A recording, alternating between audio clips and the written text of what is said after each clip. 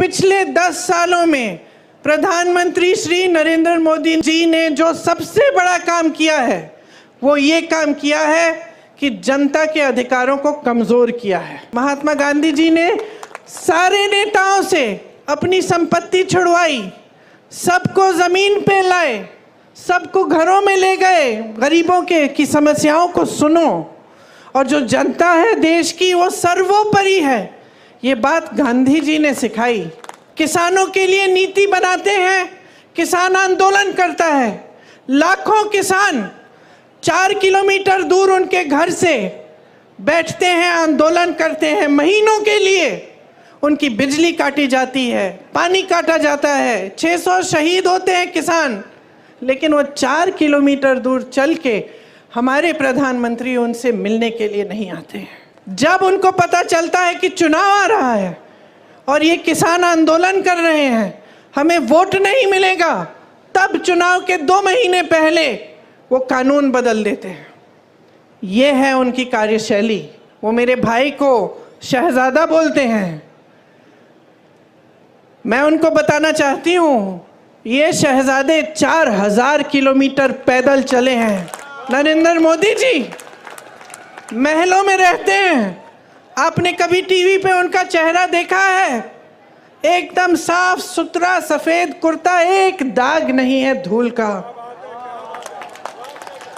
एक बाल इधर से उधर नहीं हो रहा है। वो कैसे समझ पाएंगे आपकी मजदूरी, आपकी खेती कैसे समझ पाएंगे? गुजरात से क्यों चुनाव नहीं लड़ रहे हैं? इतनी दूर जाकर वाराणसी में क्यों लड़ रहे हैं? क्योंकि कट चुके हैं आपसे। आपसे जो फायदा निकलना था बहनों और भाइयों, निकाल लिया। आपने सत्ता दी, मुख्यमंत्री बनाया, कई बार बनाया, यहाँ उनको सत्ता मिली, नाम मिला, आपके समर्थन से उनको सम्मान मिला। यहाँ से चले गए प्रधानमंत्री बनने, आपको भूल चुके हैं और आपसे कट चुके हैं। मोदी जी की सरकार में 30 लाख रोजगार के पद खाली पड़े हुए हैं। 30 लाख केंद्र सरकार में। आप नौजवान यहाँ खड़े हो, यहीं पे हजारों खड़े होंगे जिनके पास रोजगार नहीं है। वहाँ 30 लाख पद खाली हैं, वो पद भरे नहीं गए हैं। कहते हैं कि आज तक उन पे भ्रष्टाचार का कोई आरोप नहीं लगाया। कैसे लगाएंगे? कैसे लगाएंगे? ये जो मीडिया जो हर रोज आरोप लगाती थी हमारी सरकारों पे, ये तो झुक गई एकदम। लिख के देखिए, आप हंस रहे हैं, जरा कल लिख के देखिए, कोई बड़ा घोटाला निकालिए, देखते हैं क्या होता है। आपको वैक्सीन लगी थी, टीका लगा था कोविड का? हाथ उठाओ, किस किस को लगा? मुझे भी लगा। 2-2 बार सबने लिया, सर्टिफिकेट मिली ऐसी। किसका चेहरा था उस पे? किसका था? शहंशाह जी का चेहरा था। जब यूपी के किसानों को गन्ना का बकाया देना था 15,000 करोड़ रुपए, मैं उस समय भी यूपी में काम कर रही थी। 15,000 करोड़ रुपए था उस समय बकाया, पूरे देश भर का था, और यूपी के किसान उसमें शामिल थे। मोदी जी ने क्या किया? वो बकाया दिया। मोदी जी ने उसी समय, कोविड के समय, ये ऐलान किया कि 20,000 करोड़ रुपए का नया संसद भवन बनेगा। 20,000 करोड़ रुपए का नया संसद भवन बनाएंगे और 15,000 करोड़ रुपए का किसान का बकाया नहीं देंगे। आप देख रहे हैं देश लाइव, देश की आवाज। अभी मुझे मां अंबा जी का एक चित्र दिया गया, इसलिए शायद उचित रहेगा एक बार सभा शुरू करने से पहले मेरे साथ मां अंबा जी की जोर से एक बार जय कहिए। मां अंबा जी की जय, मां नटेश्वरी जी की जय, और गेड़ा हनुमान जी की जय। देखिए, ये गुजरात की धरती है। यहाँ से इस दुनिया के सबसे, शायद इस पूरी हमारी जो पीढ़ी है और इससे पहले की पीढ़ियाँ, उसमें शायद दुनिया की सबसे महान हस्ती आपने, गुजरात ने इस दुनिया को दी। महात्मा गांधी जी यहाँ पे जन्मे।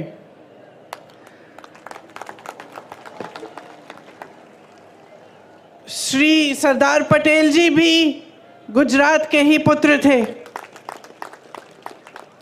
वीर रणछोड़ रबाड़ी जी भी इसी धरती के थे। ये सारे महापुरुष किस लिए लड़े? ये सारे महापुरुष आपकी आज़ादी के लिए लड़े। ठीक है, ये पुरानी बात है। 70 साल निकल गए, बीत गए, हमारा देश आज़ाद है, स्वतंत्र है, हमारे देश में एक संविधान बना, इसी लड़ाई से उभरा।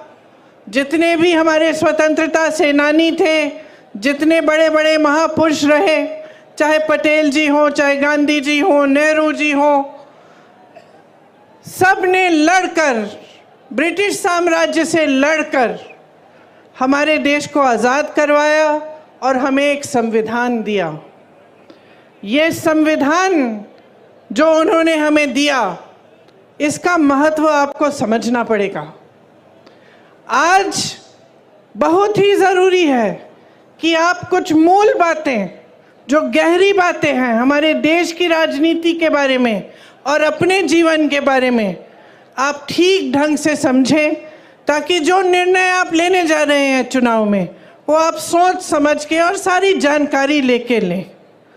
जब हम संविधान की बात करते हैं, खास इसलिए हम आज ये बात उठा रहे हैं क्योंकि भाजपा के कई नेताओं ने, जो चुनाव लड़ रहे हैं, कुछ मंत्रियों ने, देश भर में जो घूम रहे हैं, उन्होंने कहा कि अगर भाजपा फिर से जीतेगी तो संविधान बदला जाएगा। तो आज सबसे पहली बात मैं संविधान के बारे में करना चाहती हूँ, क्योंकि ये संविधान क्या है और किस तरह से आपके जीवन पर इसका प्रभाव पड़ता है, ये समझना ज़रूरी है। संविधान से आपको अधिकार मिलते हैं। सबसे बड़ा अधिकार ये है कि आप वोट डाल सकते हो। ये आपको अधिकार दिया गया है, देश के किसान को, देश के गरीब को, देश के मजदूर को और देश के प्रधानमंत्री को भी, देश के मंत्रियों को भी, देश के बड़े बड़े शख्सों को भी यही एक अधिकार मिला है। मतलब सबका एक समान अधिकार है। जितना आपकी वोट में शक्ति है, उतनी शक्ति उनके वोट में है। उनकी वोट में आपसे ज़्यादा शक्ति नहीं है। देश में जितने भी देशवासी हैं, उनका एक समान अधिकार ये वोट है। ये वोट संविधान ने दिया है आपको। आरक्षण भी संविधान ने दिए हैं आपको। तो जो आरक्षण का अधिकार है कि किसी समुदाय को या किसी जाति को अगर लगता है कि ठीक ढंग से मौके नहीं मिल रहे हैं, काफ़ी सालों से उनके साथ अत्याचार हुआ है या शोषण हुआ है, तो संविधान कहता है कि आपको कुछ अधिकार मिलने चाहिए और आपको आरक्षण मिलना चाहिए। मतलब रोज़गार मिलता है तो आपके लिए कुछ रोज़गार आरक्षित हो, ये भी संविधान आपको देता है। तो ये दो बहुत बड़ी चीज़ें हैं जो आपको संविधान द्वारा मिलती हैं। इसके साथ साथ अगर आप किसी की आलोचना करना चाहें या किसी नेता से या राजनीतिक दल से सवाल उठाना चाहें कि क्या किया है मेरे लिए, ऐसा काम आपने क्यों किया, तो आप आंदोलन भी कर सकते हैं, आप खड़े हो सकते हैं, अपनी आवाज़ उठा सकते हैं। ये भी अधिकार आपको संविधान ने दिया है। अब जब ये लोग कहते हैं कि संविधान को बदलना चाहते हैं, तो इनका क्या मतलब है? इनका मतलब ये है कि जितने भी अधिकार आपको दिए गए हैं, वो अधिकार कम करेंगे, उनको कमज़ोर किया जाएगा। क्योंकि अगर आप आज की राजनीति को देखें और समझें, तो आपको स्पष्ट पता चलेगा कि पिछले 10 सालों में प्रधानमंत्री श्री नरेंद्र मोदी जी ने जो सबसे बड़ा काम किया है, वो ये काम किया है कि जनता के अधिकारों को कमज़ोर किया है। एक ज़माने में, मैं हमेशा ये कहानी बताती हूँ, एक ज़माने में बड़े बड़े प्रधानमंत्री होते थे वो आपके गांव आते थे, वो आपके घरों में आते थे, और जब आपके घरों और आपके गांव में आते थे तो आप अपना हक मांगते थे। मैंने खुद अपने पिताजी, अपनी दादी जी के साथ देखा है। मैं यूपी के किसी छोटे से गांव में गई, एकदम पिछड़े ज़िले में, जहाँ पे मेरा पहुँचना आज के दिन मुश्किल था, क्योंकि बहुत लंबा सफ़र था गाड़ी से। रास्ते में हेलीकॉप्टर लिया, फिर गाड़ी ली, फिर पहुँची। और जब मैं एक गांव में गई तो एक छोटी सी बुढ़िया ने मुझे बताया, छोटी इसलिए क्योंकि इतनी बुढ़िया थी कि वो ऐसी झुकी हुई थी। उन्होंने मुझे बताया कि जब आपकी दादी जी आई थी तो जो खीर मैं आपको खिला रही हूँ, ऐसी ही खीर बना के मैंने उनको खिलाया। मैं अपने पिताजी के साथ गांव जाती थी, उनके पीछे पीछे, तो अपने ही संसदीय क्षेत्र में जब वो किसी के घर में चले जाते तो अगर कोई सुविधा नहीं मिली होती, या पानी नहीं आ रहा है, या उस ज़माने में वो इंडिया मार्क 1 लगता था, वो नल नहीं लगा है, या सड़क नहीं बनी है, तो डांट खाते थे। जनता डांटती थी कि आप प्रधानमंत्री हैं, हमारा नल नहीं लगाया आपने। और लोग कहते थे उनसे कि देखिए, वोट हम आपको तब देंगे जब आप सड़क बनाएंगे, जब आप पानी लाएंगे। प्यार तो हम आपको बहुत करते हैं, आओ खाओ चाय पियो, लेकिन वोट तब मिलेगा जब आप हमारा काम करेंगे। ये राजनीति थी एक ज़माने की। और इस राजनीति का आधार किसने डाला? गुजरात के सबसे महान बेटे ने डाला, महात्मा गांधी जी ने। महात्मा गांधी जी ने सारे नेताओं से अपनी संपत्ति छुड़वाई, सबको ज़मीन पे लाए, सबको घरों में ले गए, गरीबों के की समस्याओं को सुनो, और जो जनता है देश की वो सर्वोपरि है। ये बात गांधी जी ने सिखाई। और गांधी जी ने कहाँ से सीखी ये बात? खुद भगवत गीता से, हिंदू धर्म से।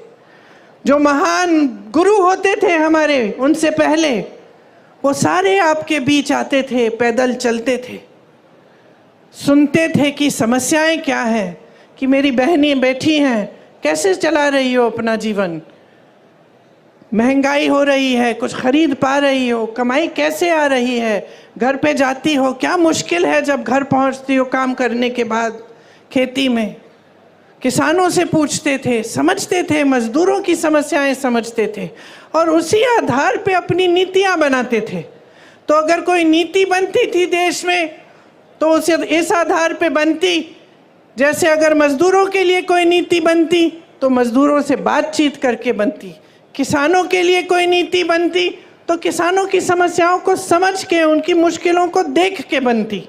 इसीलिए जो हमारी परंपरा है कांग्रेस पार्टी में, जो महात्मा गांधी, जिस परंपरा की नींव महात्मा गांधी जी ने डाली और जिस परंपरा के तहत हमारे सारे प्रधानमंत्रियों ने काम किया, वो परंपरा ये थी कि नीतियां आपके लिए बनी, जो आपकी सुविधा के लिए बनती है, जो आपको आगे बढ़ाने के लिए बनती है, वही नीति सही है।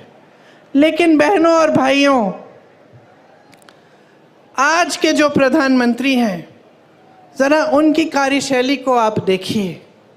गुजरात ने उनको सब कुछ दिया, उनको सम्मान दिया, स्वाभिमान दिया, उनको आगे बढ़ाया, उनको सत्ता दी।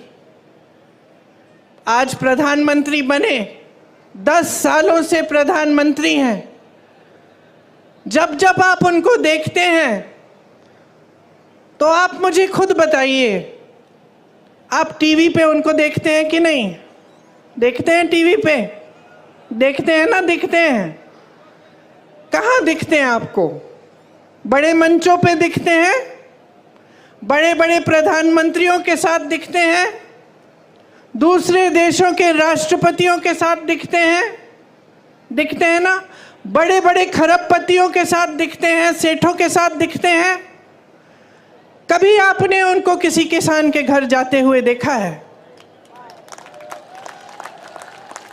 कभी आपने उनको किसी गरीब के घर में जाते हुए देखा है?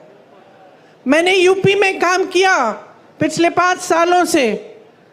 वहां पे उनका संसदीय क्षेत्र है। उनके संसदीय क्षेत्र वाराणसी में भी प्रधानमंत्री जी किसी एक गरीब के घर नहीं गए हैं। कभी नहीं पूछा है इन 10 सालों में कि भाई तुम कैसे हो। किसानों के लिए नीति बनाते हैं, किसान आंदोलन करता है।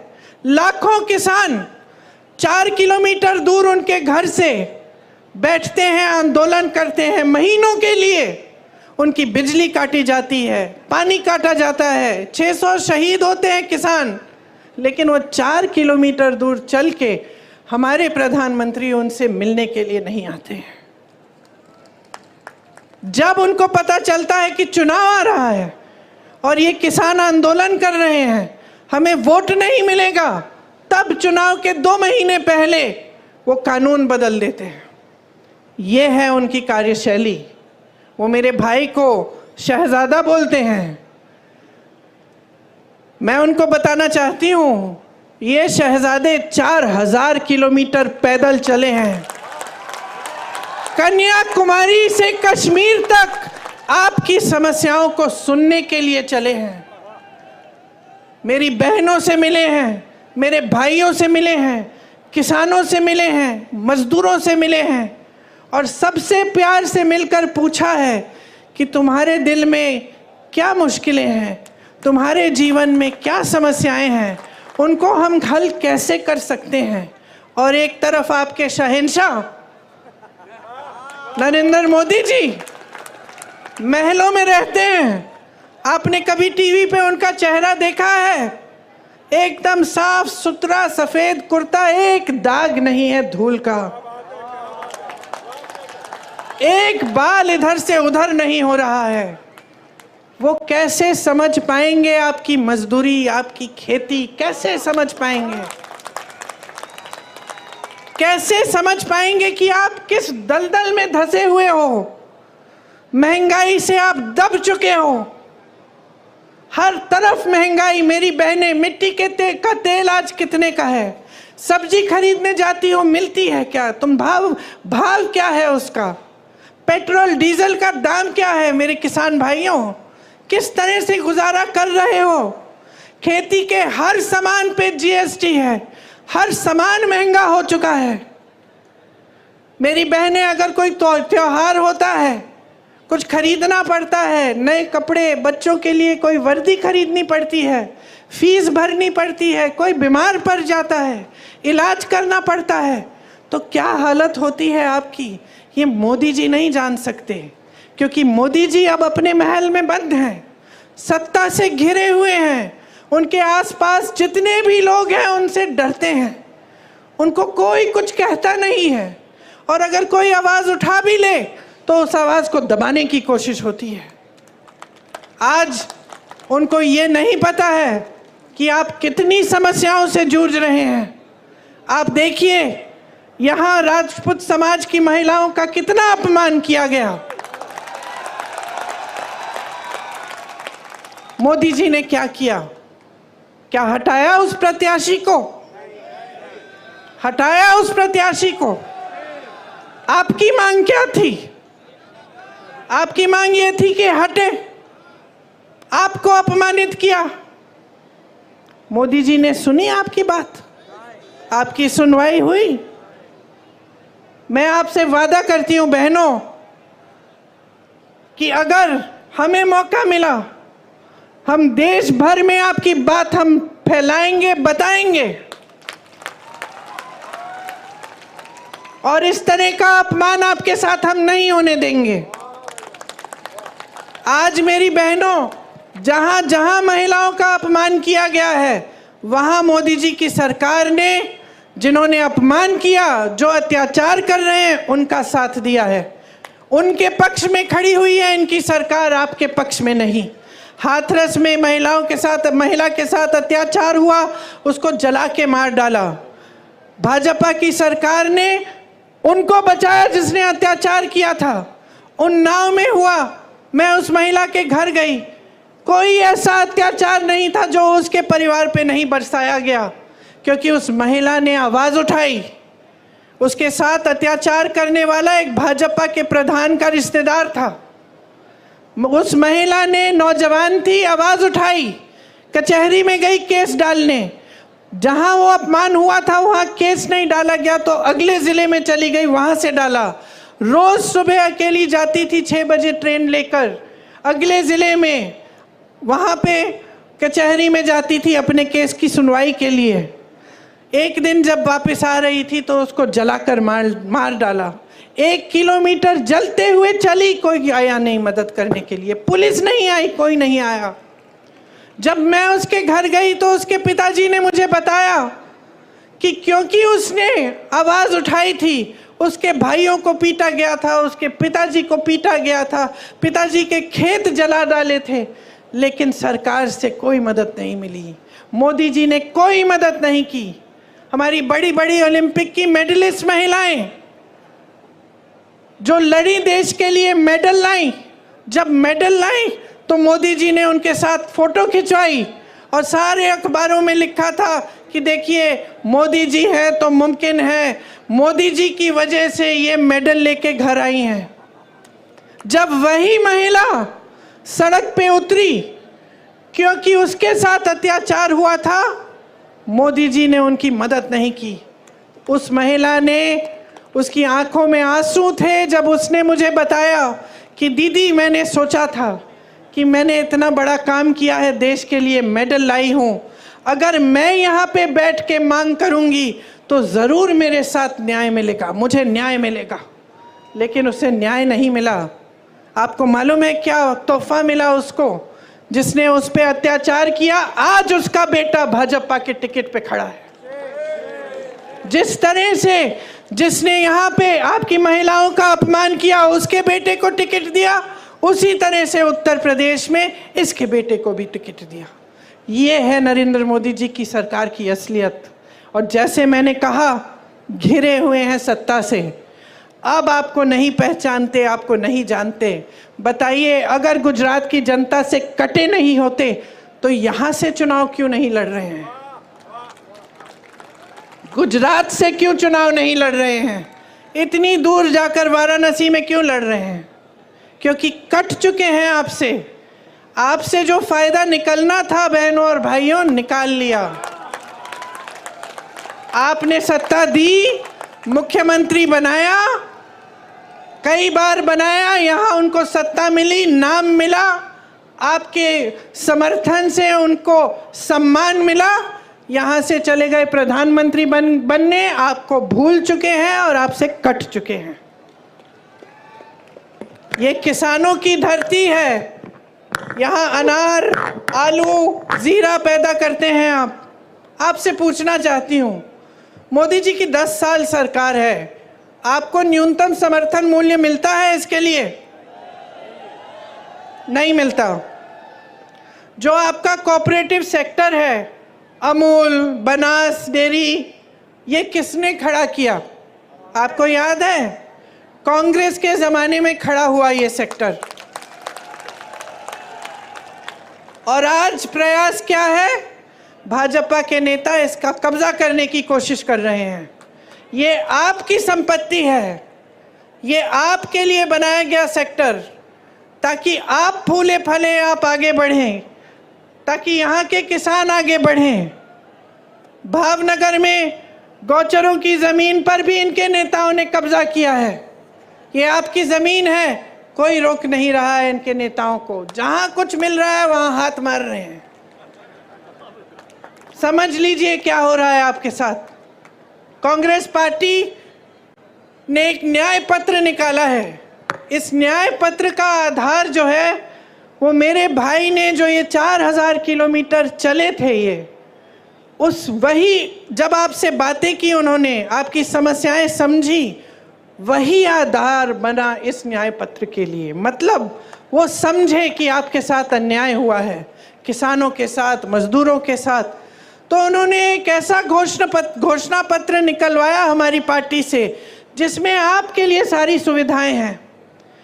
और इससे पहले, इस चुनाव से पहले, जहाँ जहाँ प्रदेशों में चुनाव हुआ है, हमने जो घोषणा पत्र में लिखा है वो करके दिखाया है। आज अगर आप कर्नाटका की महिलाओं से पूछेंगे कि सरकार ने आपके लिए क्या किया, तो वो बताएंगी कि हमें हर महीने 2000 रुपये मिलते हैं और हम बस की यात्रा मुफ्त में करते हैं। अगर आप छत्तीसगढ़ के किसानों से पूछेंगे कि कांग्रेस की सरकार ने क्या किया आपके लिए, तो वो बताएंगे कि हमारे कर्ज माफ़ कराए और अच्छे अच्छे गौठान बनाए जिसमें से हमें नौकरी मिली, और हमारे जानवरों का जो गोबर है वो गोबर सरकार ने खरीदा ताकि हमारी आमदनी बने। इसी तरह से आपके लिए हम कुछ गारंटी लाए हैं और उसमें किसान भाइयों के लिए आपका जो MSP है, जो न्यूनतम समर्थन मूल्य है, वो एक कानून बनेगा। मतलब आपका अधिकार बन जाएगा, कानून के तहत आपको मिलना ही होगा। ऐसा हो ही नहीं पाएगा कि जो आप यहाँ पे आलू उगाते हैं, जीरा उगाते हैं, उसका न्यूनतम समर्थन मूल्य आपको मिले ना। आपके कर्ज माफ के लिए एक स्थायी आयोग बनेगा जिसके तहत जब भी आप कर्ज में अगर आप डूब रहे हैं और आपको मदद की ज़रूरत है, आप उस आयोग में जा पाएंगे और आपके कर्ज की माफ़ी की बात होगी और उसकी समस्या हल होगी। खेती के सारे सामानों पे आज GST दे रहे हो, हमारी गारंटी है कि खेती के सारे सामानों से हम GST हटा देंगे। आपके फसल का नुकसान होता है, भुगतान मिलता है? नहीं मिलता है, मोदी जी नहीं देते भुगतान। हम कह रहे हैं कि जब फसल का नुकसान होगा तो 30 दिन के अंदर अंदर आपको भुगतान मिलेगा। भूमिहीनों को ज़मीन मिलेगी और हर जगह पूरे देश भर में न्यूनतम मजदूरी 400 रुपये की होगी। मतलब 400 रुपये से कम मजदूरी के पैसे आपको कोई नहीं दे पाएगा। अगर देगा तो कानून का उल्लंघन करेगा। मेरी बहनें, मैंने महंगाई की बात की, मैं जानती हूँ और समझती हूँ कि आप पर कितना बोझ है। जो समाज है उसका बोझ भी आप उठाती हो, समाज की परवरिश भी आप करती हो। जब अपने बच्चों को बड़ा करती हो, मेहनत से उनकी हर चीज़ देखती हो, बच्चा बीमार पड़ता है उसका इलाज, बुखार होता है उसकी देखभाल, खाना खाया कि नहीं खाया, पढ़ाई की कि नहीं की, स्कूल जा रहा है ठीक से कि नहीं जा रहा है, ये सारे काम आप करते हो अपनी नौकरी या अपने रोज़गार या अपनी खेती के अलावा। तो आप बाहर जाती हो, काम करती हो, घर आती हो और काम करती हो। इसीलिए आपके लिए हमने सोचा है कि जो परिवार की सबसे बड़ी महिला है उसको हमारी सरकार 8,500 रुपये हर महीने दिलवाएगी। ये पैसे सीधे आपके खाते में जाएंगे, मतलब कि 1 साल में आपको 1 लाख रुपए मिलेंगे। और 50% जितने भी सरकारी नौकरियां हैं उसमें से 50% महिलाओं के लिए आरक्षित रहेंगी। पहले के आरक्षण है उसी के तहत। तो ये हमने आपके लिए सोचा है। और आंगनवाड़ी, आशा बहुएं और जो मिड डे मील्स में महिलाएं काम करती हैं, केंद्र का जो योगदान है आपके मानदेय के लिए वो बढ़ाया जाएगा, दुगना किया जाएगा ताकि आपका मानदेय बढ़ जाए। तो सबके लिए हमने कुछ सोचा है, क्योंकि देखिए आज के ज़माने में आप जब मेहनत करके अपने बच्चों की परवरिश करते हैं तो आपके सामने अन्य मुश्किलें आती हैं। आप बड़ा करते हैं बच्चों को, आपके यहाँ अगर गांव में पाठशाला है या कोई सुविधा है ठीक है, लेकिन उसके बाद जब उनको यूनिवर्सिटी जाना होता है, विश्वविद्यालय में जाना होता है, तो नई मुश्किल खड़ी होती है, क्योंकि फ़ीस भरनी पड़ती है। किस तरह से वो पढ़ाई ख़त्म करेंगे। यहाँ गुजरात में ज़्यादातर प्राइवेट विश्वविद्यालय खुले जा रहे हैं, बड़ी बड़ी फ़ीस है।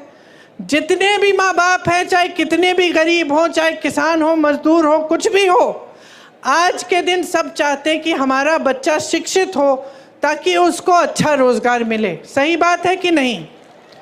और आप किसी भी हालत में कैसे भी कर्ज लेकर, मजदूरी करके, कॉन्ट्रैक्ट पे नौकरी करके आप कमाते हैं, इसीलिए कि आपके बच्चों की परवरिश हो और वो बड़े हो के शिक्षित हों और उनको नौकरी मिले। ये सही बात है कि नहीं? अब आपने शिक्षित कर दिया, किसी न किसी तरह से आपने कर्ज लेकर बच्चे को शिक्षित कर दिया। बच्चा परीक्षा देने जाता है भर्ती के लिए, और आज क्या हो रहा है? पूरे देश भर में पेपर लीक हो जाते हैं। पेपर लीक हो जाते हैं। जो फीस आपने ट्यूशन के लिए भरी है, जितनी मेहनत बच्चे ने की है, सारी ऐसे ही गवाई जाती है। उसको पता नहीं होता कि फिर से पेपर देना है, शायद उसमें भी लीक हो जाए। कितने साल इंतज़ार करना पड़ेगा, या कुछ महीनों बाद फिर से इम्तिहान देना पड़ेगा। मानसिक तनाव होता है, कुछ पता नहीं होता कि भविष्य में नौकरी मिलेगी नहीं मिलेगी। मैं ऐसे बच्चों से मिली हूँ जिन्होंने भर्ती की परीक्षा दी और सालों के लिए इंतज़ार करते रहे। एक बार दी, 2 बार दी, 3 बार दी, एक सूची भी निकल आई, उसमें भी नाम था, रोज़गार नहीं आया मिला, क्योंकि लीक पे लीक होते गया, घोटाले पे घोटाले होते गए। GPPSC का इधर पेपर लीक हुआ, टैट का टीचर का पेपर लीक हुआ। 10 सालों में जब से इनकी सरकार है, 14 से ज़्यादा पेपर लीक हुए हैं। तो अब क्या करें नौजवान? भर्ती का इम्तिहान है, पेपर लीक हो रहा है, रोजगार दे नहीं रही है सरकार। मोदी जी की सरकार में 30 लाख रोजगार के पद खाली पड़े हुए हैं। 30 लाख केंद्र सरकार में। आप नौजवान यहाँ खड़े हो, यहीं पे हजारों खड़े होंगे जिनके पास रोजगार नहीं है। वहाँ 30 लाख पद खाली हैं, वो पद भरे नहीं गए हैं। तो पद खाली हैं, नौजवान खाली हैं, लेकिन आप पद नहीं भर रहे हैं। आपका ध्यान कहीं और है, सरकार का ध्यान रोजगार बनाने में नहीं है।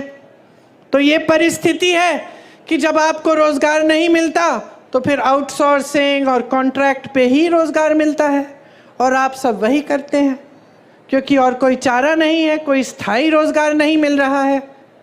अब मैं आपको समझाना चाहती हूँ कि ये स्थायी रोजगार क्यों नहीं मिल रहा है। एक तो हुई खेती की बात।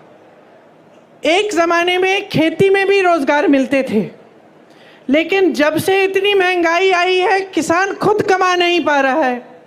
तो जब किसान खुद कमा नहीं पा रहा है तो वो कैसे रोजगार दिलवाएगा अपनी खेती में? तो फिर वो भी कम मजदूर रखता है। वो भी कहता है कि जितना काम मैं खुद निपट सकता हूँ निपट लूँगा। तो खेती से रोजगार कम हो रहा है। बड़े बड़े जितने भी सरकारी कॉरपोरेशन थे, जितनी सरकारी कंपनियां थीं जिससे आपको स्थायी रोजगार मिलते थे, तकरीबन सभी की जो सब्सिडी है, जो सब्सिडरी हैं, उनको इन्होंने अपने खरबपति मित्रों को दे दिया है। आज देश का कोयला, देश की सड़कें, देश का पावर, देश के हवाई अड्डे, देश के बंदरगाह, सब इनके बड़े बड़े खरबपति मित्रों को दे दिए गए हैं। इनको आपकी संपत्ति थी, आपको रोजगार मिलता था, आपको सुविधाएं मिलती थी, अब वो सारी संपत्ति बड़े बड़े खरबपतियों की हो गई है। अगर आपकी समस्याओं को ये सरकार समझती तो वो जानती कि यहाँ से रोजगार मिलता है, नए नए रोजगार बनते हैं। ये संपत्ति अभी खरबपतियों को देने से ये रोजगार बंद हो सकते हैं, आरक्षण बंद हो सकते हैं, क्योंकि प्राइवेट हो गई वो नौकरी, वो रोजगार। लेकिन आपके बारे में नहीं सोच रहे हैं। इनकी नीतियाँ बड़े बड़े खरबपतियों के लिए ही बन रही हैं। अगर आप ठीक ढंग से समझेंगे और देखेंगे तो हर स्तर पे ये हो रहा है। मैं रोजगार की बात कर रही थी, एक और जगह थी जहाँ से रोजगार बनते थे। जो छोटे छोटे इंडस्ट्री, मध्यम साइज की इंडस्ट्री है, जो कोई मैन्युफैक्चरिंग करा रहा है, किसी ने अपना बिजनेस खोला है, किसी की दुकान है, उससे भी रोजगार मिलता था। लेकिन उसको इतने संकट में डाल दिया है नरेंद्र मोदी जी की नीतियों ने। नोटबंदी लाए पहले, उससे जितने भी छोटे और मध्यम के वर्ग के बिजनेस थे वो सारे, उनकी कमर टूटी। उसके बाद GST लाए और मुश्किलों में डाला, तो वहाँ से भी रोजगार बंद हो गए। तो स्थिति ये है आज देश में कि 10 सालों में रोजगार बनाने का काम नहीं किया गया है। इसीलिए आज आप इस परिस्थिति में हैं कि आज देश में 45 सालों में सबसे ज़्यादा बेरोजगारी आज है।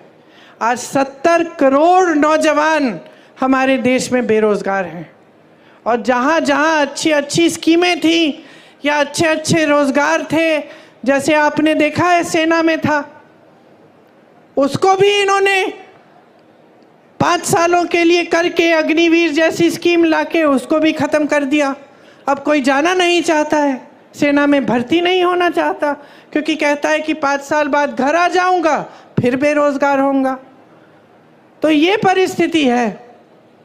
सारी नीतियां बड़े खरबपतियों के लिए बन रही हैं।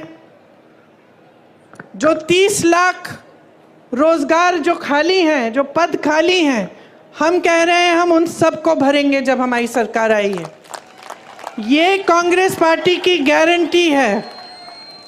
मैं नौजवानों को यहाँ खड़े हुए देख रही हूँ। अगर और जब आप स्नातक पास होंगे तो आपके लिए एक अप्रेंटिसशिप का प्रोग्राम लाएंगे हम।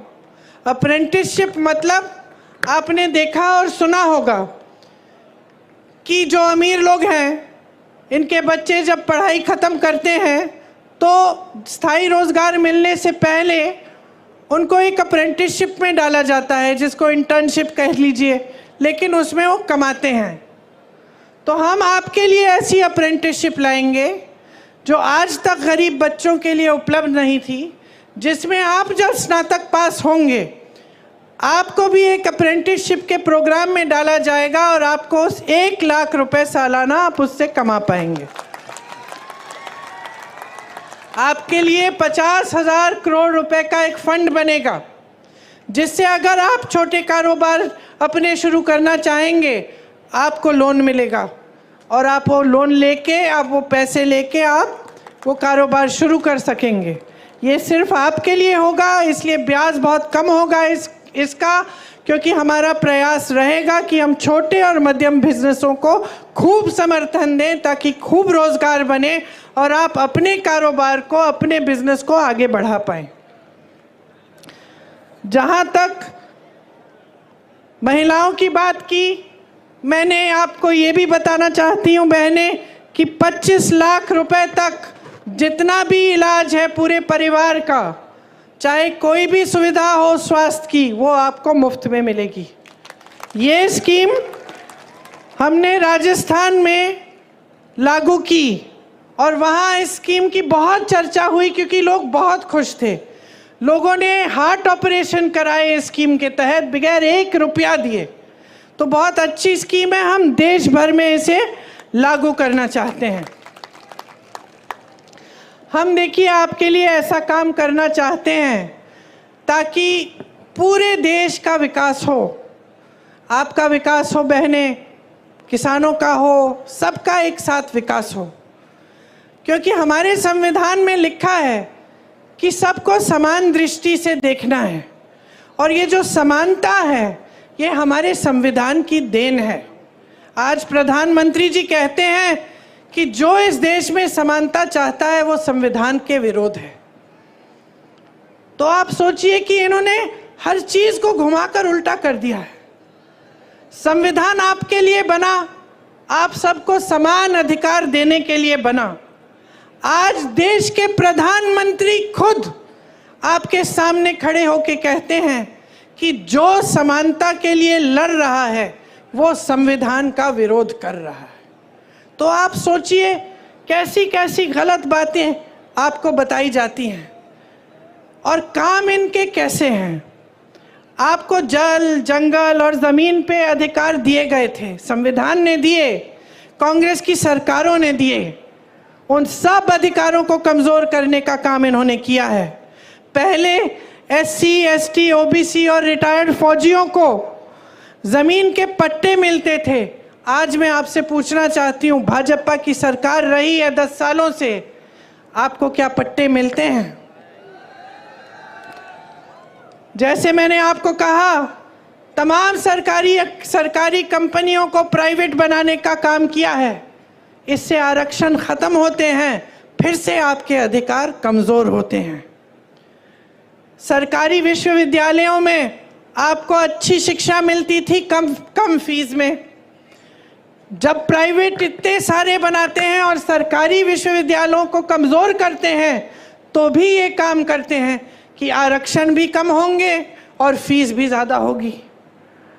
तो आप देखिए, ऊपर के जितने भी पद हैं, जो बड़े बड़े पद हैं, उसमें लैटरल एंट्री से ये पद दे रहे हैं, बाकी सब खाली रख रहे हैं। और जो नीचे के पद हैं, जो भर्ती के पद हैं, उसको खाली रख रहे हैं। तो ये सारे काम जो कर रहे हैं ना, ये इनकी एक नीति है। और ये नीति जो है, ये सबसे बड़ी इनकी नीति जो है कि सब कुछ बड़े बड़े खरबपतियों की सफलता और उनके आगे बढ़ने के लिए हो, और जो देश का गरीब है उसको 5 किलो का राशन पकड़ाओ और उसको बड़ी बड़ी बातें बताओ, मंच पे खड़े होकर बड़े बड़े इवेंट दिखाओ और उसी में निपट लो बस। उसके आगे कोई रोजगार देने की बात नहीं, विकास करने की बात नहीं, नए पाठशाला बनाने की बात नहीं, नए विश्वविद्यालय बनाने की बात नहीं, अस्पताल बनाने की बात नहीं। कहते हैं कि कांग्रेस ने 70 सालों में क्या किया। मैं इनसे पूछना चाहती हूँ, 10 सालों में आपने क्या किया? हमने IIM बनाए, IIT बनाए, एम्स बनाए, HAL बनाया, BHEL बनाया। आप नाम लीजिए, कांग्रेस ने बनवाया। भाखड़ा नंगल डैम बनवाया, आपका अमूल बनाया। इन्होंने क्या बनाया? इन्होंने क्या बनाया? फूट फैलाई लोगों के बीच में, नफरत का बीज बो दिया, क्योंकि उस नफरत के बीज से उन्हीं की सत्ता बढ़ेगी। आपसे जब आते हैं चुनाव के समय आपसे बात करने के लिए, तो क्या बातें करते हैं? आए थे अभी 2-3 दिन पहले, मैंने सुना उनका भाषण। चुनाव है हिंदुस्तान में, बात हो रही है पाकिस्तान की।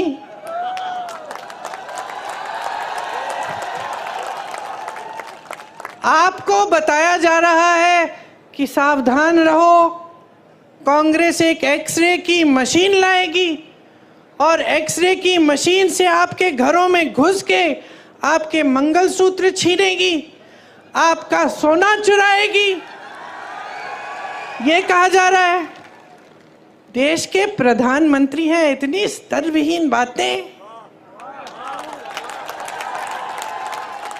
आपने देश का प्रधानमंत्री चुना ताकि देश का सम्मान रखें, पूरा देश देखे कि ये हमारे प्रधानमंत्री हैं, ये अच्छी सुलझी हुई बातें करते हैं, सभ्य बातें करते हैं, क्योंकि यही हमारी देश की सभ्यता रही है।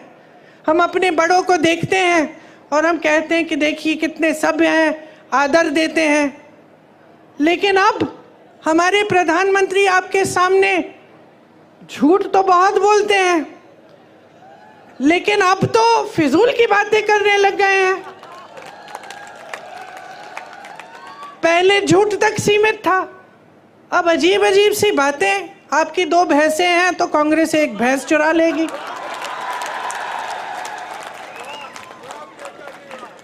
पचपन सालों से कांग्रेस की सरकार रही है इस देश में। जरा बताइए किसकी भैंस चुराई हमने? किसी की गहने चुराए? किसी के मंगलसूत्र पे आंच आने दी? और आज हम आपके घरों में एक्सरे की मशीन, सबसे पहले तो ये बताएं कि कैसी है भाई ये एक्सरे की मशीन जो मंगलसूत्र निकाल के ढूंढती है? मैं भी देखना चाहती हूँ, कुछ ऐसा है भी इस दुनिया में? और अब हम आकर आपके घरों के अंदर चोरों की तरह आपके भैंस चुराएंगे, आपका सोना चुराएंगे। क्यों? क्योंकि उनका वो पुराना जो रट है वो चल नहीं रहा है। क्योंकि आज इस देश की जनता जाग रही है, क्योंकि आज इस देश की जनता कह रही है कि मेरे मंच पे आओगे तो मेरी काम की बात करो। आज इस देश की जनता कह रही है मुझे इस चुनाव को हिंदू मुसलमान पे नहीं लड़ना है, मुझे इस चुनाव को बिजली, पानी, रोजगार, महंगाई पे लड़ना है। आज इस देश की जनता कह रही है कि बहुत हो गया मोदी जी, बहुत हो गया, बहुत देख लिया आपकी नौटंकी, बहुत सुन लिया आपके भाषण, लेकिन आपके भाषणों में एक लफ्ज हमारे लिए नहीं रहा। आज देश की जनता कह रही है कि मोदी जी हमें बताइए, 10 साल से हमने आपको पूरी सत्ता दी, उस सत्ता का क्या किया आपने? क्या आपने हमारे जीवन में आप तरक्की लाए कि नहीं लाए? और जनता को दिखने लगा है कि 10 साल बीत गए, बहुत बड़ी बड़ी बातें, क्या था वो, सबका साथ सबका विकास, ऐसी बात। किसका विकास हुआ? बैठे हो ना, विकास हुआ है आपका विकास हुआ है बहने। तो बस हवा में बड़ी बड़ी बातें हुई हैं और आपने शानदार इवेंट, ये तो मैं बोलती हूँ, बड़े शानदार इवेंट बनाए इन्होंने। हर 2-2 महीने एक शानदार इवेंट। सिर्फ मोदी जी दिख रहे हैं और कुछ दिख नहीं रहा है, वही सफ़ेद कुर्ता, कोई धूल नहीं, कुछ नहीं, सब दूर हैं उनसे, अकेले चल रहे हैं। अब अकेले ही हो गए हैं। अब ये जनता जो है ना, उनका अकेलापन देख रही है और उनके अकेलेपन का हर रोज प्रमाण देख रही है। ये जो बातें होती है ना कि आपकी भैंस चुरा लेगी कांग्रेस, ये उसी का प्रमाण है। कोई सच्चाई नहीं बता रहा है, अकेले बैठे हैं, सलाहकार भी झूठ बोल रहे हैं, सलाहकार भी सही बात नहीं बता रहे हैं। अजीब सी परिस्थिति बन गई है बहनों और भाइयों आज हमारे देश में। इसको पहचानो। एक सच्चाई आपको टीवी पे दिखती है, वो सच्चाई जो आपको दिखा रही है ना, ये समझ लो सारे टीवी के चैनल आज बड़े बड़े खरबपतियों के हैं, तो आपको अपनी सच्चाई नहीं दिखाएंगे। आपने कितने प्रोग्राम देखे हैं इस चुनाव के दौरान जहां कोई पत्रकार दुकान में जा रहा है और कह रहा है कि भाई आज टमाटर का दाम देखो, कि देखो कितनी महंगी है ये तेल, या ये गैस सिलेंडर कितना बढ़ चुका है, क्या लोग गुजारा कर पाएंगे? ये आप नहीं देखते किसी चैनल पे। किसी चैनल पे आप ये नहीं देखेंगे कि 70 करोड़ लोग इस देश में बेरोजगार हैं मोदी जी के राज में। ये बात, इस पे कोई रिपोर्ट नहीं देखेंगे। आप देखेंगे कि मोदी जी कौन से कपड़े पहनते हैं, मोदी जी किस प्रधानमंत्री से मिल रहे हैं, किस तरीके के आम खाते हैं, ये देखेंगे आप। क्योंकि आज मीडिया भी झुक गई है, सारे चैनल भी झुक गए हैं। पत्रकार एक समय में सवाल उठाता था, मुझे याद है मेरे पिताजी के समय में एक अखबार रोज 10 सवाल छापता था, प्रधानमंत्री से सवाल हैं ये। आपको याद होगा कैसे आक्रमण होती थी मीडिया, कोई घबराता नहीं था नेता, कहता था ठीक है सवाल पूछो जवाब देंगे। आज तो नेता इतने घबरा गए हैं ये कि जब इनका चुनाव आ रहा है, जो इनके सामने जो प्रत्याशी खड़े हैं उनको घूस देके उनको बिठा रहे हैं। मैंने सुना है कि गृह मंत्री जी के संसदीय क्षेत्र में 16 प्रत्याशी ऐसे ही बैठ गए चुनाव से पहले, या तो डराए गए हैं, धमकाए गए हैं, या किसी को घूस दे दिया है और बैठ रहे हैं कि चुनाव ही ना हो। अरे इतने मजबूत गृह मंत्री हो, इतने बड़े प्रधानमंत्री हो, देश की पूरी सत्ता तुम्हारे पास है, सीट पे सीट तुम्हारी है संसद में, और एक चुनाव लड़ने से डर रहे हो? किस बात का डर है? खड़ा करिए 100 प्रत्याशियों को, हराइए उनको। यही तो चुनाव होता है, यही तो लोकतंत्र होता है। मंच पे खड़े होकर लोगों को झूठ बोलना नहीं होता है, मंच पे खड़े होकर लोगों को गुमराह करना या लोगों के जज्बातों को उभारना ताकि तुम्हें वोट मिल जाए, तुम सत्ता में रहो, तुम्हारे बच्चे फूले फलें और जनता खाई में रहे, ये लोकतंत्र नहीं है। तो मैं यहाँ किस लिए आई हूँ?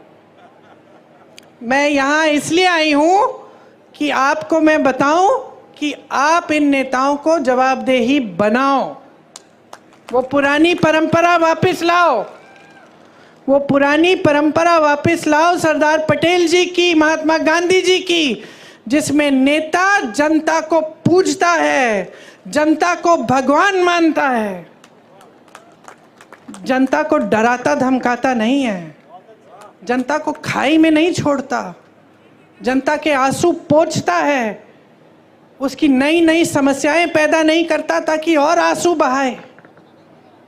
समझ लीजिए, जो संविधान ने आपको दिया है, जो वोट का अधिकार है, वो एक बहुत बड़ा औजार है आपका। हल्के में मत लीजिए इस औजार को। आज भाजपा ने एक और काम किया है, बड़ा काम। अपनी पार्टी को सबसे धनवान पार्टी बनाया है पूरी दुनिया में। आज पूरी दुनिया में सबसे पैसे वाली पार्टी कौन सी है? एक रिपोर्ट आई है, मुझे मालूम नहीं कि कितनी सही है, लेकिन लगभग मुझे लगता है कि सही होगी। 60,000 करोड़ रुपए इन्होंने खर्चे हैं। किस पे? आपके नालों को ठीक करने के लिए नहीं, आपकी टूटियों में पानी लाने के लिए नहीं, आपकी सड़कों की मरम्मत में नहीं, आपके कारोबार में नहीं, आपकी खेती को ठीक करने में नहीं, ये जीएसटी हटाने में नहीं, अपनी पार्टी के लिए, अपनी पार्टी को मजबूत बनाने के लिए बड़ी बड़ी इमारतें बनाई हैं हर ज़िले में। इनके जो ऑफिस हैं इतने बड़े बड़े, बड़ी बड़ी इमारतें, सबको थोड़ा थोड़ा वेतन दे रहे हैं, जो भी उनके लिए काम कर रहा है उनकी पार्टी के लिए। कोई मुफ्त में नहीं करता। यहाँ हमारे बेचारे सेवा दल के जो कार्यकर्ता हैं और जो कांग्रेस के कार्यकर्ता हैं, इनसे पूछो ये जनता की सेवा करते हैं तो मुफ्त में करते हैं या इनको वेतन देते हैं? हम बदनाम किया हमें और सबसे अमीर पार्टी बन गए वो। कहते हैं कि आज तक उन पे भ्रष्टाचार का कोई आरोप नहीं लगाया। कैसे लगाएंगे? कैसे लगाएंगे? ये जो मीडिया जो हर रोज आरोप लगाती थी हमारी सरकारों पे, ये तो झुक गई एकदम। लिख के देखिए, आप हंस रहे हैं, जरा कल लिख के देखिए, कोई बड़ा घोटाला निकालिए, देखते हैं क्या होता है। ईडी आएगी, सीबीआई आएगी, गिरफ्तार हो जाओगे, पड़े रहोगे जेल में, कोई मदद नहीं करेगा। और 56 इंच का सीना है इनका, एक आलोचना नहीं सुन सकते, एक आलोचना नहीं सुन सकते। बड़प्पन तो उसमें होता है जो दुनिया भर की आलोचना सुन सकता है लेकिन काम करते रहता है। राहुल गांधी को देखो, क्या नहीं बोला उसके बारे में, क्या क्या नहीं कहा। सीना तान के चला ना कन्याकुमारी से कश्मीर, कोई रोक पाया उसे? मणिपुर से मुंबई तक चला, कोई रोक पाया उसे? नहीं रोक पाया, क्योंकि सच्चाई लेके चला अपने दिल में, क्योंकि इस देश के सत्य को ढूंढने निकला। झूठों से भरपूर भाषण और राजनीति नहीं की उसने। आज ये कहते हैं कि किसी ने आरोप नहीं लगाया, लो मैं लगा देती हूं आरोप। देखिए, इन्होंने ये एक स्कीम लाए, मोदी जी खुद। स्कीम का नाम था इलेक्टोरल बॉन्ड। इलेक्टोरल बॉन्ड की स्कीम ये थी, देखो कैसी स्कीम, कि जो भी किसी राजनीतिक दल को चंदा देगा उसका नाम गुप्त रहेगा। किसी को पता नहीं चलना चाहिए कि अडानी जी ने कितना दिया, अंबानी जी ने कितना दिया और किसी और ने क्या दिया। ये थी स्कीम। खूब चंदा लिए, अपनी पार्टी को तो दुनिया की सबसे अमीर पार्टी बना दिए, 60,000 करोड़ खर्च भी दिए अपनी पार्टी पे। अब किसी ने केस डाल दिया तो सुप्रीम कोर्ट में केस आया, न्यायाधीशों ने देखा, कहा ये तो बड़ी गलत स्कीम है। राजनीतिक दल जनता की सेवा का काम करता है, उसे जो चंदा देता है उसका नाम तो पारदर्शी होना चाहिए, जनता को मालूम होना चाहिए कि भाई इन्होंने इतना दिया, इन्होंने इतना दिया और किसको दिया। अब मोदी जी की सरकार ने सबसे पहले तो बोला कि भाई हमें सूची ही नहीं मिल रही, बहुत मुश्किल है निकालना, अभी चुनाव के समय नहीं निकलेगी। फिर डांट लगी न्यायाधीशों से, निकली सूची, और सूची में क्या नहीं निकला। किस किस से चंदा लिया। गुजरात में जो पुल गिरा था उसके बनाने वाले से चंदा लिया। आपको वैक्सीन लगी थी, टीका लगा था कोविड का, हाथ उठाओ किस किस को लगा। मुझे भी लगा, 2-2 बार सबने लिया, सर्टिफिकेट मिली ऐसी। किसका चेहरा था उस पे? किसका था? शहंशाह जी का चेहरा था। उस टीके को सिर्फ एक कंपनी ने बनाया था, ये नहीं कि 10 कंपनियों ने बनाया। उस कंपनी से चंदा लिया। आज क्या निकला है? रिपोर्ट निकली है कि कुछ प्रतिशत लोगों से को इस टीके से ऐसा हो सकता है कि अचानक हार्ट अटैक हो गया, अचानक गिर के मर जाएंगे। कितने नौजवानों को ऐसा हुआ है पिछले 1-2 सालों में? हम सब जानते हैं, मैं खुद जानती हूँ लोगों को जिनके साथ ऐसा हुआ। किसी को पता नहीं चल रहा था कि कैसे ऐसे गिर के मर गए। अच्छे खासे सेहतमंद थे, कोई जिम कर रहा था, कोई दौड़ लगा रहा है, कोई 40 साल का, और आज आपको ये बात पता चल रही है। और ऊपर से ये बात पता चल रही है कि भाजपा ने इनसे चंदा लिया। और बताती हूँ, ऐसी कंपनियों से चंदा लिया है जिस पे छापा मारा था इन्होंने। छापा मारा, चंदा लिया, छापे बंद। केस लगाया, चंदा लिया, केस बंद। गौ माता, अच्छा, हमें बताया जा रहा है कि गौ मांस के सप्लाई कंपनी से भी चंदा लिया है 250 करोड़ का। यहाँ आपके मंच पे धर्म की बातें, धर्म के रखवाले वहाँ चंदा ले रहे हैं इन लोगों से। तो ये भ्रष्टाचार है कि नहीं है? इससे बड़ा भ्रष्टाचार आपने कभी देखा है? कि सरकार ने भ्रष्टाचार की स्कीम ही बना दी। एक जमाने में भ्रष्टाचार होता भी था तो छुपके चोरी से होता था, अब भ्रष्टाचार खुलेआम स्कीम के तहत हो रहा है, इलेक्टोरल बॉन्ड। और आपको कहने की ये हिम्मत कि हम भ्रष्ट नहीं हैं, कहते हैं कि खुद ईमानदार हैं, बाकी सारे नेता भ्रष्ट हैं। किसी को जेल में डाल दिया है, किसी मुख्यमंत्री को, किसी और को जेल में डाल दिया है, किसी पार्टी का, जैसे कांग्रेस पार्टी के खाते बंद करा दिए चुनाव से पहले कि इनको चुनाव के लिए कोई सुविधा नहीं मिलनी चाहिए। अपनी पार्टी को इस कदर वॉशिंग मशीन बना दिया है, धुलने वाली, जो कपड़े धोने वाली मशीन होती है ना, कपड़ा डालो, गंदा कपड़ा अंदर डालो, निकालो तो साफ निकलता है। इसमें क्या होता है, इनकी पार्टी में नेता चले जाता है, पहले कहते हैं भ्रष्ट है, इसके 70,000 करोड़ का स्कैम है, उसका ये घोटाला है, उसने इतना चोरी किया। फिर कहते हैं आइए, आपका स्वागत, हमारी पार्टी में आइए। जैसे ही वो नेता उनकी पार्टी में चले जाता है तो कहते हैं कि बिल्कुल ठीक, इसने तो कुछ किया ही नहीं है, ये तो साफ हो गया, ये तो बहुत ईमानदार आदमी है। तो ये चल रही है राजनीति देश में आज।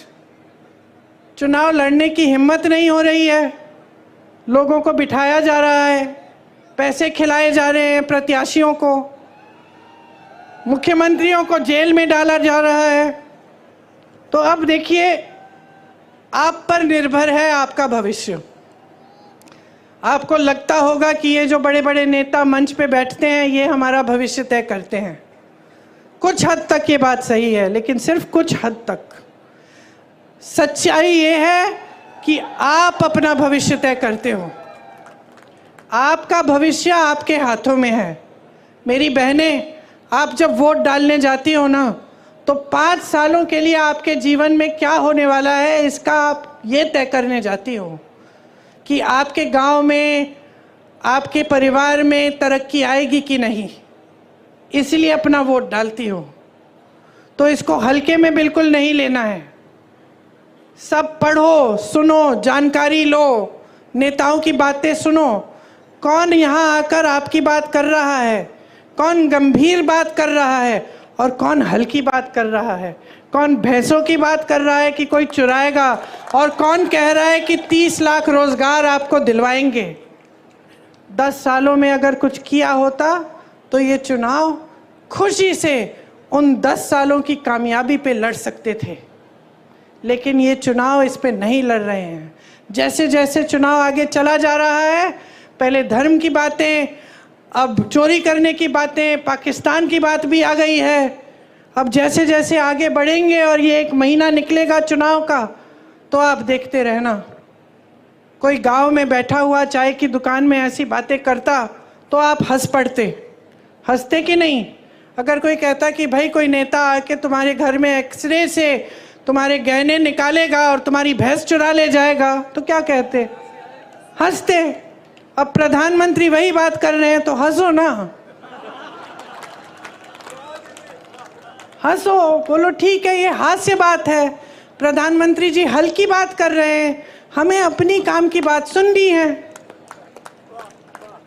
और इन नेताओं को मजबूर करो, हमारी तरह मजबूर करो सब नेताओं को, चाहे वो कांग्रेस के हों, भाजपा के हों, किसी भी पार्टी के हों, मजबूर करो कि चुनाव में आपके सामने आए तो आपकी बात करें। इधर उधर की बात जो करता है उसको पहचान लो और अच्छी तरह से अपनी परिस्थितियों को पहचानो। कोई ऐसी सच्चाई नहीं है इस देश में जो टीवी पे ही दिखती है।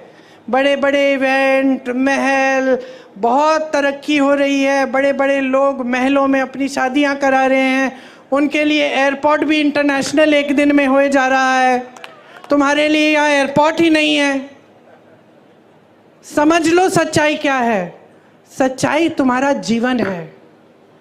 ये जीवन जो तुम जी रहे हो, ये जो रोज सुबह उठ के रोजगार ढूंढने निकलते हो, कुछ नहीं मिलता। दुकान जाते हो कुछ खरीदने के लिए, आधी चीजें छोड़ के वापस घर आ जाते हो। ये है तुम्हारी जीवन की असलियत। खेती कर रहे हो, मजदूरी कर रहे हो, मेहनत कर रहे हो, पसीना बहा रहे हो, लेकिन कुछ कमा नहीं पा रहे हो। जो कमा रहे हो जा रहा है महंगाई की वजह से। ये है आपकी सच्चाई। इस सच्चाई के आधार पर अपना वोट दो।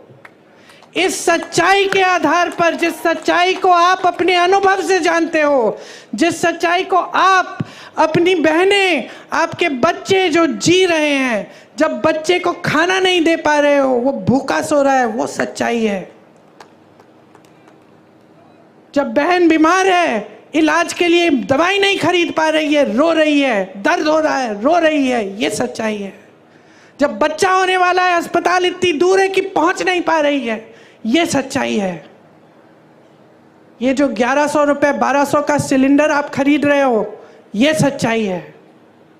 समझ लो कि अगर अपनी सच्चाई आज नहीं पहचानोगे और इस सच्चाई के आधार पर अपना वोट नहीं डालोगे, तो ये देश इसी तरह आगे बढ़ेगा जिस तरह से पिछले 10 सालों में आपने देखा है। क्या है कि कहीं नहीं जा रहा है। सिर्फ बड़े लोग और बड़े होते चले जा रहे हैं, सिर्फ अमीर लोग और अमीर होते चले जा रहे हैं। सारी सुविधाएं इनको, आपके लिए कुछ नहीं। टैक्स भी आप ज्यादा भर रहे हैं इनसे। आपका टैक्स बढ़ाया जाता है, जीएसटी लगाया जाता है, उनका टैक्स बढ़ाया नहीं जाता है। 16 लाख करोड़ रुपए उनके कर्ज माफ होते हैं। किसके बैंक से? मोदी जी का बैंक है घर में, मोदी जी का बैंक है, आपका बैंक है। सरकारी बैंकों से 16 लाख करोड़ 22 उद्योगपतियों को माफ किए, और यहाँ किसान रो रहा है, आत्महत्या कर रहा है 10,000 रुपए के लिए, और आपने उसको 1 रुपया माफ नहीं किया। मैं एक किसान के घर गई उत्तर प्रदेश में, ललितपुर में। वो खाद की लाइन में खड़े खड़े गिर के मर गया। खाया नहीं था दिनों से, सोचा कि चलो खाद मिल जाएगी, कुछ हो जाएगा काम। 2 दिनों के लिए लाइन में खड़ा रहा, कुछ खाया नहीं, कुछ पिया नहीं, वहां पे गिर के मर गया। एक और किसान के घर गई मैं, 1 लाख रुपए के लिए आत्महत्या की उसने। उसकी बेटी घर आई, उसको मिले अपने पिताजी। 1 लाख रुपए के लिए आत्महत्या और 16 लाख करोड़ रुपए आप बड़े बड़े खरबपतियों को माफ कर रहे हैं, किसानों के कर्ज माफ नहीं करेंगे। किसका पैसा है ये? कैसी बनी इतनी धनी आपकी पार्टी? कहां से आया ये सारा पैसा? किसकी संपत्ति है? जोर से बोलो, जोर से बोलो, और जोर से बोलो। आपकी संपत्ति है, आपकी संपत्ति है। यही संपत्ति है जिससे आपकी सड़कों को बनाना चाहिए था, जिससे आपको लिए पाठशालाएं बनानी थी, अस्पताल बनाने थे, आपको हर सुविधा दिलवानी थी, आपके कर्ज माफ करने थे। जब यूपी के किसानों को गन्ना का बकाया देना था 15,000 करोड़ रुपए, मैं उस समय भी यूपी में काम कर रही थी, 15,000 करोड़ रुपए था उस समय बकाया, पूरे देश भर का था, और यूपी के किसान उसमें शामिल थे। मोदी जी ने क्या किया? वो बकाया दिया। मोदी जी ने उसी समय कोविड के समय ये ऐलान किया कि 20,000 करोड़ रुपए का नया संसद भवन बनेगा। 20,000 करोड़ रुपए का नया संसद भवन बनाएंगे और 15,000 करोड़ रुपए का किसान का बकाया नहीं देंगे। ये उनकी नीयत है। अच्छा खासा संसद भवन था, 70 सालों से चल रहा था, किसी को कोई असुविधा नहीं हुई। पंडित जवाहरलाल नेहरू जी से लेकर वाजपेयी जी तक वहाँ पे सब उसी संसद में बैठे। अब बदलने की ज़रूरत क्या है भाई? क्योंकि हम शहंशाह हैं, हम सब कुछ कर सकते हैं। तो अब आप समझ लीजिए। देखिए, थोड़ी सी शिकायत मुझे आपसे है, क्योंकि चुनाव आते हैं, हर चुनाव में आपको गुमराह कर देते हैं, हर चुनाव में धर्म की बात, जाति की बात, और आप गुमराह हो जाते हैं और आप उसी आधार पे अपना वोट डाल देते हैं। और मैं सिर्फ यहाँ पे इसलिए आई हूँ आपसे कहने के लिए, अपने लिए अपना वोट दो, अपनी समस्याओं के आधार पर दो। किसी नेता को मत देखो, पार्टी को मत देखो, आप ये देखो कि भाई विकास कौन लाएगा मेरे गांव में, मेरे जीवन में तरक्की कैसे होगी। कांग्रेस पार्टी बता रही है, ये रहा हमारा न्याय पत्र, सबके लिए कुछ है इसमें। अगर आपको शक है, आपको लगता है कि सिर्फ चुनाव के लिए कह रहे हैं ये लोग, तो पता करो, कोई जानकार है जिसको आप जानते हो जो कर्नाटका में रहता हो, या फिर राजस्थान में, जो पिछली सरकार में राजस्थान में था, या जिसने बघेल जी की छत्तीसगढ़ में सरकार देखी, पूछो क्या ये सच है कि जो कांग्रेस ने गारंटी दी थी वो लागू है तुम्हारे प्रदेश में? खुद जानकारी लो, और जब जानकारी लोगे पता चलेगा कि जहां जहां हमने गारंटी दी है वहां सबसे पहले सरकार बनते ही हमने वो गारंटी लागू की है। हम उस राजनीतिक परंपरा से आते हैं जिसका सबसे महान बेटा आपका बेटा था। महात्मा गांधी जी की राजनीतिक परंपरा से आते हैं। सत्य की परंपरा है, इससे बड़ी हिंदू धर्म में कोई परंपरा नहीं है। जितने भी भगवान हैं, जितने भी गुरु हैं, जितने भी संत रहे, सबने हमें यही कहा, सत्य के पथ पर चलो। उसी पथ पर महात्मा गांधी जी चले, उसी पथ पर कांग्रेस पार्टी चली। हाँ, हो सकता है कि कहीं कभी 55 साल सरकार रही कि कुछ गलतियां हुई, लेकिन उसमें भी सुधार लाए। आज हम एक नई चेतना के साथ आपके सामने आए हैं, क्योंकि हम देख रहे हैं कि जो देश में हो रहा है वो गलत है। हम चाहते हैं कि वो पुरानी परंपरा, हमारी सत्य की परंपरा, सेवा की परंपरा, आपके प्रति हर नेता को समर्पित करने की परंपरा आज फिर से देश में लागू हो। तो मैं बहुत लंबी बातें कर चुकी हूँ। आशा है आप, मैं जानती हूँ आपने बहुत ध्यान से सुना, लेकिन आशा है कि जिस दिन आप वोट डालने जाएंगे, कहाँ है मेरी बहन? आइए।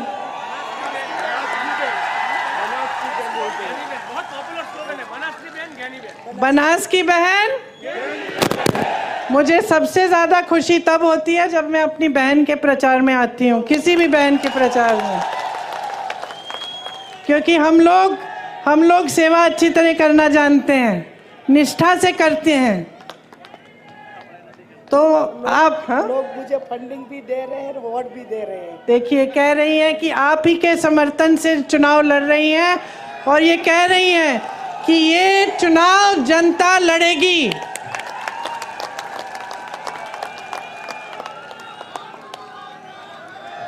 मैं भी इन्हीं के साथ हूं। आप इनको भारी से भारी बहुमत से जिताइए ताकि आपकी सेवा पूरी हो और आपकी सेवा अच्छी तरह हो। आपको बहुत बहुत धन्यवाद। बहुत धूप है, आपने बहुत ध्यान से चुपचाप से मेरी बातें सुनी।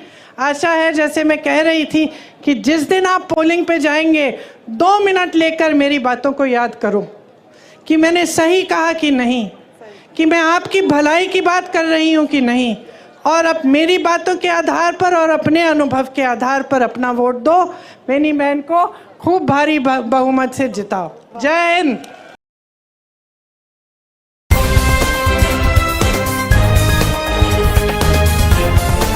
देश और दुनिया की तमाम छोटी और बड़ी खबरों के लिए हमारे चैनल को सब्सक्राइब करना न भूलें और बेल का बटन जरूर दबाएं।